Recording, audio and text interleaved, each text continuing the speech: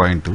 వర్మ గారి సినిమాకి సంబంధించి రేపు ఆగిపోతే ఏంటి ఇప్పుడు ఆయన పరిస్థితి? మళ్ళీ రిలీజ్ ఇంకో డేట్ రిలీజ్ నెక్స్ట్ శుక్రవారం ఉంది. శుక్రవారం లాగో కదా, మళ్ళీ శుక్రవారం రిలీజ్ చేసి రిలీజ్ డేట్ అయితే ఆవిడ ఆపలేడు.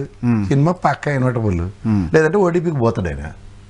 ఓటీటీ కూడా వెళ్ళొద్దని ఇప్పుడు లోకేష్ గారు వేసిన పిటిషన్లో ఓటీటీలో కూడా రిలీజ్ చేసి సినిమాలు కూడా తీయొద్దని పిటిషన్ ఏమని ప్రపంచంలో కాదు సార్. నిజంగానే వర్మ గారు టాపిక్ తెచ్చిన నాకు గుర్తు మాట్లాడదాం అనుకున్నాను, మర్చిపోయాను. ఇప్పుడు కిస్సా కుర్చీ కానీ ఒక సినిమా వచ్చింది, మీకు ఐడియా ఉంటుంది బహుశా. నేను పిల్లలు నేను పుట్టలేదు అప్పటికి, కానీ ఇది ఎమర్జెన్సీ టైంలో ఇందిరాగాంధీకి వ్యతిరేకంగా వచ్చిందంట. ఆ సినిమాని అప్పుడు ఆపేస్తే తర్వాత జనతా గవర్నమెంట్ వచ్చిన తర్వాత ఇందిరాగాంధీ గారు ఆ సినిమాని ఆపేస్తే జనతా గవర్నమెంట్ వచ్చిన తర్వాత సినిమా రిలీజ్ అయిందంట. ఆ తర్వాత ఎన్టీ రామారావు పైన ఎన్ని సినిమాలు వచ్చాయి? మండలాధీశుడు, గండికోట రహస్యము, ఇంకేదో ఇటువంటి చాలా వచ్చాయి కదా. డైరెక్ట్ ఎన్టీ రామారావు గారు బొమ్మ పెట్టి ఆయన ఫోటో పెట్టి, అంటే ఆయన అవతారమే పృథ్వీరాజ్ గారు యాక్ట్ చేసినట్టున్నారు దాంట్లో. కృష్ణ గారు కూడా తీశారు, కృష్ణ గారు కూడా తీశారు. సార్ ఒకటి గుర్తుంచుకోండి, అంటే ఇన్ని దయించి ఇందిరాగాంధీ గారు రామారావు గారితో మాత్రం ఈ లోకేష్ లాంటి వ్యక్తిని పోల్చకండి సార్. లేదు నాకు మా తాతయ్య నోరు వచ్చిందని ఏదో మాట్లాడితేనే నాకు చెవులు గురిలోంచి రక్తం వచ్చింది. అంత బహుభాష అన్నదానికన్నా తెలుగు భాష మీద అనర్గళమైన పట్టున్న మహనీయుడైన భాషకి వీడియో చేద్దాం అనుకున్నాను. నాకు ఇప్పుడు పొలిటీషియన్స్ పైన సినిమాలు తీయటం అనేది కొత్త కాదు, వాళ్ళపైన సర్కాస్టిక్ గా సినిమాలు తీయటం అనేది దశాబ్దాలుగా ఉంది. ఇప్పుడు వీళ్ళకి ఎందుకు డౌట్ వస్తుంది అనేది పాయింట్ నెంబర్ 1. నిజాలు. పాయింట్ నెంబర్ 2 ఏంటి? పాయింట్ నెంబర్ 2 నిజాలు బయటకు వస్తాయని భయం. ఇప్పుడు మీకు కాంటెంపరీ రాజకీయాలు నడుస్తున్నప్పుడు వాస్తవ పరిస్థితి నిజమని ఎందుకు అనుకోలే? ఇప్పుడు మండలాధీశుడు తీశారండి, దాంట్లో కొన్ని చూపించిన నిజాలను జనాలు నమ్మారా? ఆయన చూపించిన ఆయన పాయింట్ ఆఫ్ వ్యూలో నిజాలు. నేను అంటుంది ఆ తర్వాత ఎన్టీ రామారావు గారు మళ్ళీ గెలిచారు, పవర్ లో కూడా వచ్చారు కదా. చెప్తుంది అదే సార్. ఇప్పుడు అన్వయించుకునే దానికి ఇప్పుడు ఒక అంత భయపడిపోయి అంత ఇవ్వాల్సిన అవసరం అలా రామారావు గారు అందుకే ఆయనకి కాంగ్రెస్ పార్టీ లాంటి పార్టీని ఎదిరించిన గొప్ప వ్యక్తి అయిన, తెలుగు జాతి పరిరక్షకుడైన, తెలుగు వాడిని గర్వంగా మేసమే చేసుకుని పరిస్థితి ఇచ్చిన వ్యక్తి. అటువంటి హిస్టరీ, ఆయన ప్రత్యక్ష రాజకీయాలు, అటువంటి హిస్టరీ సినిమాలు పొలిటీషియన్స్ పైన సినిమాలు తీయడం హిస్టరీ ఇండియాలో ఉంది, రైట్? వర్మ గారికి పర్టికులర్ గా సర్కార్ తీశారు, రక్త చరిత్ర తీశారు, తెలుగులో ఇంకా బెజవాడ సినిమా తీశారు, లక్ష్మీ సెంటియా తీశారు. ఇన్ని సినిమాలు తీసిన చరిత్ర ఉంది ఆయనకి. సో ఆయన అటువంటి సినిమాలు తీస్తూనే ఉన్నారు. పర్టికులర్ ఇప్పుడు ఈ పర్టికులర్ సినిమా పైన ఇంతెందుకు రాద్ధాంతం చేస్తున్నారు అని నేను అదే చెప్తున్నాను సార్. ఫ్రస్ట్రేషన్ అన్నది ఎవరిని ఆపలేదు. ఇప్పుడు మీకు ప్రతి నిమిషం ప్రతి అంశం తాడు పావే గరుస్తున్నట్టుగా వస్తున్నప్పుడు ఆ పర్యవసనాలని ఎదుర్కొనే సామర్థ్యం లేని వాళ్ళు రామారావు గారు ఉన్నారు అనుకోండి, ఆయన నేను ప్రజల కోసం సమాజమైన దేవాలయం అనుకుని వచ్చిన మహనీయుడు ఆయన. సో అలాంటి వ్యక్తి ముందు వీళ్ళెవరు? స్వార్థ రాజకీయాలు. మా నాన్న జైల్లోకి వెళ్ళిపోయాడు కాబట్టి ఢిల్లీలో కూర్చుని ఈ పకోడి కానీ ప్రశాంత్ కిషోర్ కానీ తెచ్చానే పనికి మాన చెత్త మీద ఎంఫసైజ్ చేసే వ్యక్తులు. ఎన్టీ రామారావు గారి గురించి మీరు చెప్తుంటే ఇంతకుముందు బాలు గారు, మన ఎడిటర్ బాలు గారితో మాట్లాడితే చెప్తున్నారు, కృష్ణ గారు చాలా నెగిటివ్ సినిమాలు తీశారు కదా ఎన్టీ రామారావు గురించి. ఒక్క రోజు కూడా ఒక్క మాట కూడా కృష్ణ గారు అనలేదంట. పైన ముఖ్యమంత్రిగా ఉన్నారు, ఉండి ఎక్కడైనా కలిస్తే కూడా అన్నీ అయిపోయినాయి, ఇంకా నా గురించి తీయాల్సిన సినిమాలు ఏమైనా ఉన్నాయని అడిగేవారు ఎన్టీ రామారావు గారు. ఇప్పుడు ఒక వ్యక్తి సార్, వ్యక్తిత్వం అన్నది ప్రతి ఒక్కరికి ఇన్హెరెంట్గా ఉంటుంది సార్. వ్యక్తిత్వాన్ని అవతల వాళ్ళు ఎవరు క్వశ్చన్ చేయలేరు. Maybe right or maybe wrong. ఇప్పుడు వీరప్పన్ లాంటి సినిమాలు తీశారు, వాడి క్యారెక్టర్ అదే. దాని మీద నువ్వు ఊహించుకుని వీరప్పనికి ఏంటి అవమానం జరిగిందని వాడు సంఘాలు పెట్టి మాట్లాడారు అనుకుంటే బుర్రతక్కుతనం అవుద్ది. అలాగే ఇప్పుడు రామారావు గారు అనే వ్యక్తి యొక్క సినిమాకి సంబంధించిన అవసరంలో లక్ష్మీ పార్వతి ప్రాస్పెక్ట్లో తీసాడు ఆయన.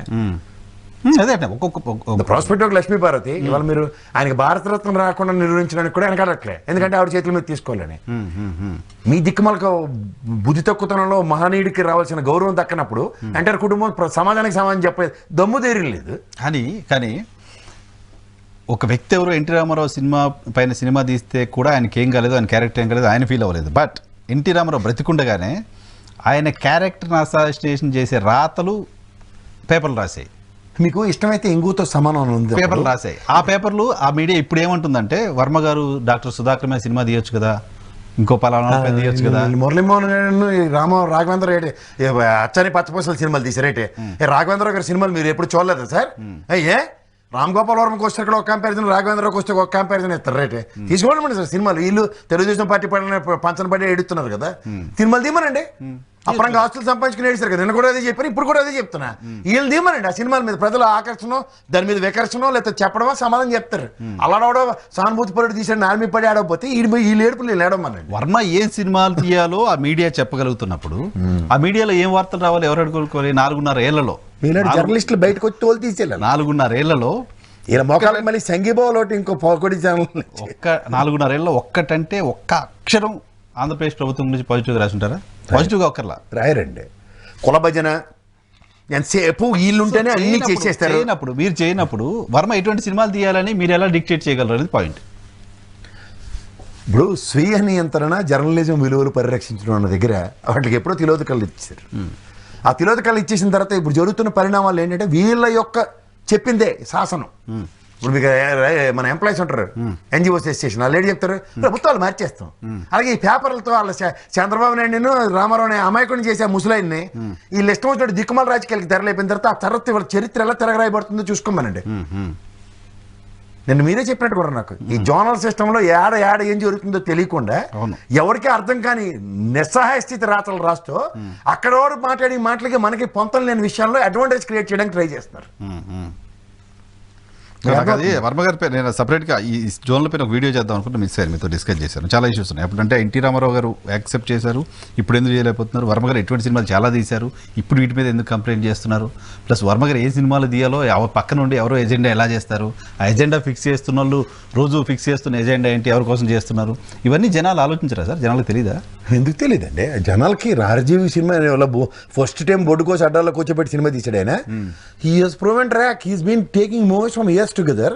చెత్త తీస్తున్నాడు, చెదారం తీస్తున్నాడు, మంచి సినిమా తీస్తున్నాడు. రామ్ గోపాల్ వర్మ తల తీసేయాలి అనే అంత ఫ్రస్ట్రేషన్ ఎందుకు వస్తుంది నాకు అర్థం కాదు. చేతకాక చేతకానుడికి పౌరుషం ఎక్కువ అంటారు చూడండి. అదే నాకు బిఆర్ నాయుడు గారి పైన గౌరవం ఉంది, గౌరవం మీరు ఇచ్చుకోండి. ఇప్పుడు ఆయన పొరపాటున కొలుకుపూడి శ్రీనివాస్ గారు ఎమోషన్లో ఉన్నారో, లేకపోతే ఆయన తట్టుకోలేని కోపంలో ఉన్నారో, ఇప్పటికీ అదే కోపంలో ఉన్నారో, దాన్ని తీసుకోలేదు వెనక్కి అనుకుంటున్నారో అనుకుందాం. ఓ ఛానల్గా, రెస్పెక్టెడ్ ఛానల్గా, రెస్పాన్సిబుల్ ఛానల్గా ఆ వీడియోని ఛానల్లో అప్లోడ్ చేసి దాన్ని ప్రమోట్ చేసుకోవాల్సిన అవసరం ఎందుకుంటుంది? అంటే ఆ వీడియోని తీసేసి ఉండొచ్చు కదా. ఆయన మాట్లాడారు, పొరపాటున మాట్లాడారు, లేకపోతే మంచిది కాదు అనుకున్నప్పుడు ఛానల్ దాన్ని తీసేసి అంటారు. ఇప్పుడు డైలీ సీరియల్ ఎపిసోడ్లో అత్తగారేమో కొడుకునే చంపేసిన సీరియల్ చూపిస్తుంటుంది కోడల ప్రాస్పెక్టులో.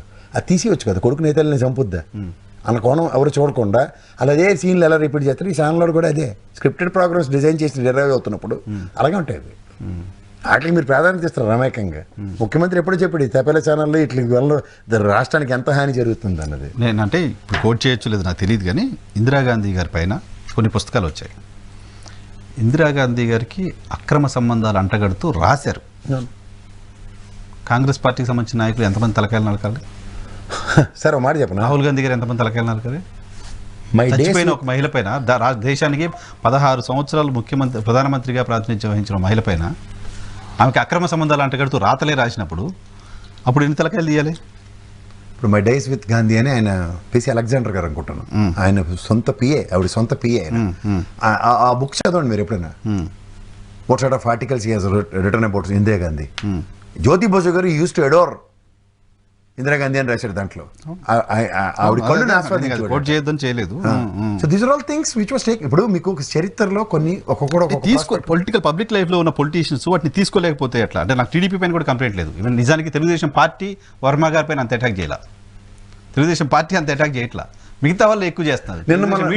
మన డిబేట్కి మీరు ఏం అడ్డం పెట్టారు సార్? ఫస్ట్ టీడీపీ అనే పెట్టాం, అదే పెట్టారు మన వాళ్ళు కదా. ఇప్పుడు తెలుగుదేశం ప్రాస్పెక్ట్లో ఆర్జీవీని చూస్తున్న విధానం ఎలాగుంది? ఈజ్ అ వైఎస్ఆర్సీపీ క్యాండిడేట్ అన్నట్టు. అలా మీరు కూడా తెలుసో తెలియకో కొలికిపూడి శ్రీనివాసరావు గారిని టీడీపీ క్యాండిడేట్ కింద పెట్టారా? బట్ కరెక్షన్, ఇప్పుడు మనకి ఎప్పుడైతే అలైన్ అయిపోయి ఉంటామో ఒక వ్యవస్థతో, అలైన్ అయిపోయే దగ్గర ప్రవచనాలు మనకు అనుగుణంగా ఉంటున్నాయా, సమాజానికి అనుగుణంగా ఉంటున్నాయా, లేకపోతే స్క్రిప్టెడ్ ప్రకారంగా ఉన్నాయి, దాని మీద జస్టిఫికేషన్లో చూసి కోణం. మీకు ఫస్ట్ స్టార్ట్లో ఏమొచ్చిందంటే yes is happen to be the Telugu Desam candidate మాట్లాడినట్టు మాట్లాడుతున్నాడు. ఎందుకంటే ఇన్స్టెడ్ ఆఫ్ సంబడీ షూట్ ఎవడో తెలుగుదేశం ప్రతినిధి రెచ్చిపోయి మాట్లాడవలసింది కాన్షియస్ ఉంది. కానీ మనం మాట్లాడుతున్నప్పుడు టీం అది వాళ్ళ కాన్సెప్ట్ పబ్లిక్ ప్రాస్పెక్ట్లో మాట్లాడుతున్నాం. ఇప్పుడు not only you means it's the collective responsibility of your channel. So ఈ ప్రాస్పెక్ట్లో మీకు ఎప్పుడైతే చూసి కోణం అనేది చాలా ఇంపార్టెంట్. ఇప్పుడు మీ టీమే దాన్ని చూసి కోణం ఎలా ఉంది? అదే టీడీపీగా చూశారు. ఇప్పుడు తెలుగుదేశం అనగానే ABN channel, TV5 channel, powder డబ్బా ఛానల్ అండ్ ఈటీవీలను చూస్తే మోస్ట్ ఆఫ్ ద టైం నిల విద్వాంసుల వాద్యం ఈ 2 ఛానల్ అయితే పక్కగా క్యారెక్టర్ కూడా మారరు. కేవలం పుంపుహార్ అన్న టైంలోనే క్షుద్ర పూజల ఛానల్ బాటిల్ పట్టుకుని కూర్చో, కడుక్కో, బాటిల్ పట్టు కూర్చో, డైపర్ వేసుకుని కూర్చో. కడుక్కోరు వాళ్ళు, డైపర్లు వేసుకునే కూర్చుంటారు. ఎందుకంటే అంతంత గంటలు డైపర్లు వేసుకుని తెలియదు.